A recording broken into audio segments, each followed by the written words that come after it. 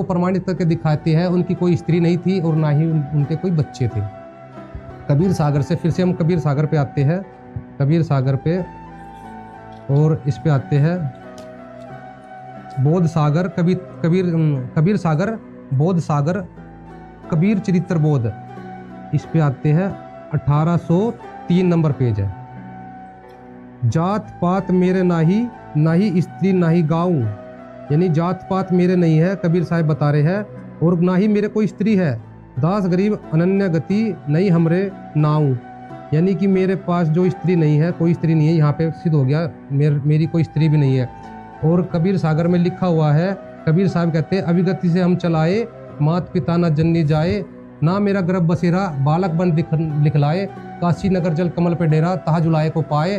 तो दर्शकों, अभी आपने देखे संत रामपाल जी महाराज के शिष्य द्वारा कबीर सागर में दिखाए गए प्रमाण, जिससे सिद्ध होता है कि कबीर जी का जन्म नहीं हुआ था और ना ही उनकी कोई पत्नी थी, बल्कि कबीर जी काशी में कमल के फूल पर सशरीर प्रकट हुए थे, जहां से उन्हें जुलाहे दंपति नीरू नीमा अपने साथ ले गए थे।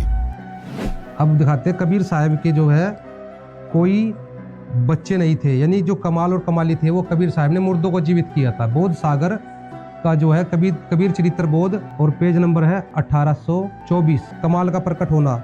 एक दिन गंगा तट पर बादशाह कबीर साहब और शेख बैठे थे। उस समय गंगा में एक बालक की लाश बही जाती थी। शेख ने कहा, हे कबीर साहब, गंगा में जो मुर्दा बहा जाता है उसको आप जीवित करो। तब कबीर साहब ने कहा कि हे मुर्दे, उठ कुदरत के कमाल से। तब वह उठ खड़ा हुआ। तब कबीर साहब ने उस मुर्दे को जीवित किया। तब बादशाह और शेख एकदम आश्चर्य में आकर बोल उठे कि वाह, आपने तो कमाल कर दिया। कबीर साहब ने कहा, अच्छा, जो आज से इस लड़के का नाम भी कमाल हुआ, यह जगत में मेरा पुत्र कम कहलाकर प्रसिद्ध होगा।